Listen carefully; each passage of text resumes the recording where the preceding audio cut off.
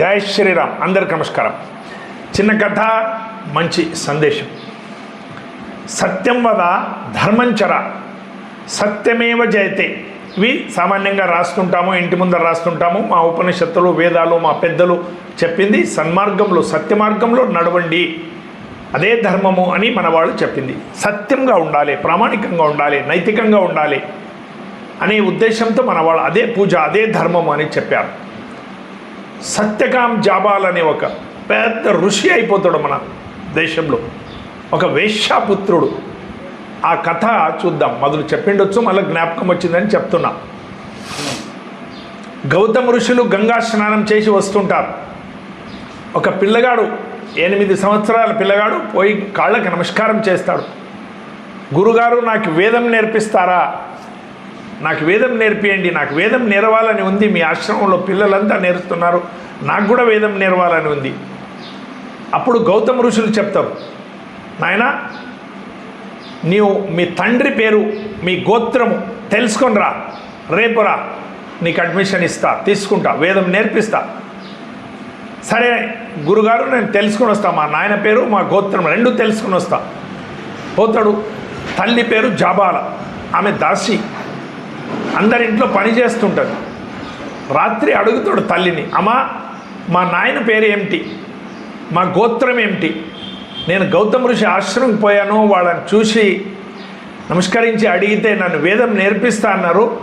తండ్రి పేరు గోత్రం తెలుసుకోరమ్మన్నారు. అమ్మ, మా నాయన పేరు గోత్రం చెప్పు తల్లి అని ఆ పిల్లగాడు తల్లిని అడిగితే, ఆమె తల్లి చూడండి ధైర్యం ఎంత ఉంది. ఆమె చెప్తుంది, నాయన, నేను ఒక దాసిని, అందరింట్లో పని చేస్తా, నాకు పెండ్లి కాలేదు, నీవు ఎవరికి పుట్టినవో నాకు తెలియదు, మాకి గోత్రాలు ఉండవు నాయన అని చెప్తుంది. ఆ పిల్లగానికి పాపం ఏం తెలియదు. సరే అమ్మ చెప్తా అని మళ్ళీ మరుసటి రోజు ఉరుక్కుంటూ ఆశ్రమం పోయి చెప్తాడు, గురుగారు, నేను తెలుసుకుని వచ్చాను. ఏమి? మా అమ్మకి పెండ్లి కాలేదంట, నేను ఎవరికి పుట్టానో మా అమ్మకి తెలియదంట, అమ్మ దాసి అంట, అందరింట్లో పని చేస్తుందంట, ఎవరి నుంచి నేను పుట్టాను అనేది కూడా ఆమెకి తెలియదంట, మాకి గోత్రాలు ఉండవంట. ఇంత చెప్తే ఆ కంట్లో నీళ్ళు వస్తుంది. గౌతమ ఋషులు ఆలింగనం చేసుకుంటారు. నాయన, రేపటి నుంచి రా, నీకు వేదం నేర్పిస్తా, నీకు అడ్మిషన్ తీసుకుంటా అని మరుసటి రోజు ఉపనయనం చేసి ఆయనకు వేదం నేర్పించడానికి ప్రారంభిస్తారు. అందరికీ ఆశ్చర్యం. పక్కలో ఉన్న వాళ్ళంతా పోయి జనక మహారాజునికి చెప్తారు, రాజా, మా ఆశ్రమంలో అపచారం జరుగుతుంది. ఒక వేశ్యాపుత్రుడు, ఆయన అనైతిక సంతానం, పెండ్లి కంటే మొదలే పుట్టిండు, తల్లి వేశ్య, వాళ్ళకి గోత్రం తెలియదు, ఏమీ తెలియదు. అలాంటి అబ్బాయికి వేదం నేర్పిస్తున్నారు. కాబట్టి మీరు దీంట్లో కొద్ది హస్తక్షేపం చేయాలి అంటే జనక మహారాజులు, సరే నేను వస్తా, అడుగుతా అని చెప్తారు. మరుసటి రోజు జనక మహారాజులు గౌతమ ఋషి ఆశ్రమంకి వస్తారు. అక్కడ గౌతమ ఋషిని అడుగుతారు, ఋషి గారు, నేను విన్నాను, ఇది నిజమేనా? మీరు ఒక వేశ్యాపుత్రునికి, అనైతిక సంతానం, ఆయనకి వేదం చెప్తున్నారంట. అంటే గౌతములు చెప్తారు, రాజా, ఆయన అనైతిక సంతానము కరెక్టే, పెండ్లి కంటే మొదలే పుట్టిండు కరెక్టే, ఒక వేశ్యాపుత్రుడు కరెక్టే, గోత్రం తెలియదు కరెక్టే. ఇవన్నీ ఉన్నప్పటికీ నేను ఆయనకు ఉపనయనం చేసి వేదం నేర్పిస్తున్నా. ఎందుకంటే ఆ మహాతల్లి, ఆమె శక్తి చూడండి ఎంతుంది. ఆమె అబద్ధం చెప్పితే కూడా నేను నమ్మేవాడిని.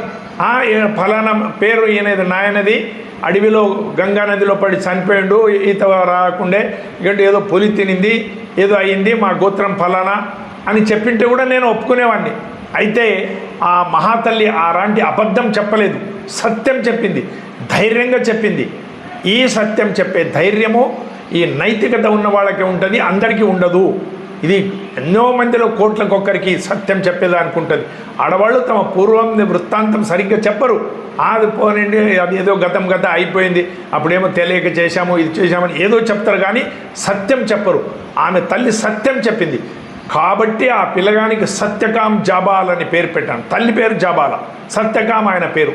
సత్యం మాట్లాడిన తల్లి కాబట్టి సత్యకాం జాబాల్. పెద్ద ఋషి అయిపోయాడు. చూడండి సత్యంకి ఎంత ఇది ఉంటుంది, ఈ సత్యంకి విలువ ఎంత ఉంటుంది. కాబట్టి మన ఇంటి ముందర మేము సత్యం వద ధర్మంచర అని రాస్తాం. సత్యంగా నడవాలి, సత్యమే ధర్మం, సత్యమే మన జీవిత ఉద్దేశం అనేదానికి మన పెద్దలు మనకు చూపించిన మార్గం. ఎంత కష్టాలు వచ్చినా కూడా అసత్యం చెప్పొద్దు, అసత్యం ఆధారం నుంచి నీవు ముందరికి రావద్దు, సత్య మార్గంలోనే ఉండు, నైతికంగా ఉండు అనేదానికి. మోహన్ దాస్ కరమ్చంద్ అనే ఒక చిన్న అబ్బాయి హరిశ్చంద్ర, సత్య హరిశ్చంద్ర అని నాటకం చూసిండు. మహాత్మా గాంధీ అయిపోయాడు. ఈ గాంధీ విషయంలో రాజకీయంగా ఆలోచన వద్దు, నేను గాంధీ ఎట్లా మోహన్ దాస్ నుంచి మహాత్మా ఎట్లా అయింది అనే దానికి ఈ కథ చెప్తున్నా. ఆ ఊర్లో హరిశ్చంద్ర నాటకం వచ్చింది. చిన్న పిల్లగాడు ఈ గాంధీ, మోహన్ దాస్ కరమ్చంద్ ఆయన పేరు అప్పుడు. ఈ నాటకం చూసిన తర్వాత హరిశ్చంద్ర, సత్య హరిశ్చంద్ర నాటకం చూసిన తర్వాత ఆయనలో మార్పు వచ్చింది. జీవితాంతం సత్య మార్గంలో నడిచిండు. గాంధీ పోయి మహాత్మా గాంధీ అయిపోయాడు. ఆ ఒక హరిశ్చంద్ర నాటకము, సత్య హరిశ్చంద్ర నాటకము ఆ పిల్లగాని మీద అంత ప్రభావం చేసింది. ఒకసారి ఇంగ్లాండ్కి పోయినరు గాంధీ గారు.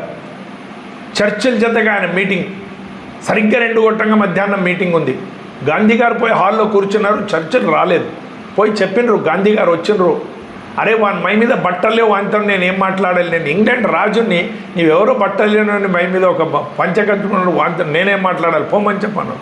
అగౌరవం చేసిండు. గాంధీజీ గారు వచ్చేసిండు. అయితే ఈరోజు ఇంగ్లాండ్లో, భారత్లో కాదు ఇంగ్లాండ్లో చర్చిల్ కంటే ఎక్కువ స్టాచ్యూస్ గాంధీ గారు ఉన్నమాట. ఇంగ్లాండ్లో మహాత్మా గాంధీ స్టాచ్యూస్ ఏమున్నవి అక్కడక్కడ చౌరస్తాల మీద, చర్చిల మూర్తి కంటే ఎక్కువ మహాత్మా గాంధీ స్టాచ్యూస్ ఇంగ్లాండ్లో ఉన్నవంట. చూడండి ఈ సత్యంది, ఈ మన దేశంలో ఉన్న ఈ హరిశ్చంద్రం ఒక శక్తి, సత్య మార్గం నడిచే వాళ్ళ శక్తి అంత ప్రపంచం మీద కూడా ప్రభావం చేస్తుంది. కాబట్టి మోదీ గారికి కూడా ఈరోజు ఆయన ప్రామాణికత, నైతికతని ఇంత పేరు, గొప్ప పేరు ఉంది. ప్రపంచంలో మన దేశం చూసి గొప్పతనం చేస్తున్నారు. ఈ మార్గంలో మేము నడిచేదానికి ప్రయత్నం చేయాలి.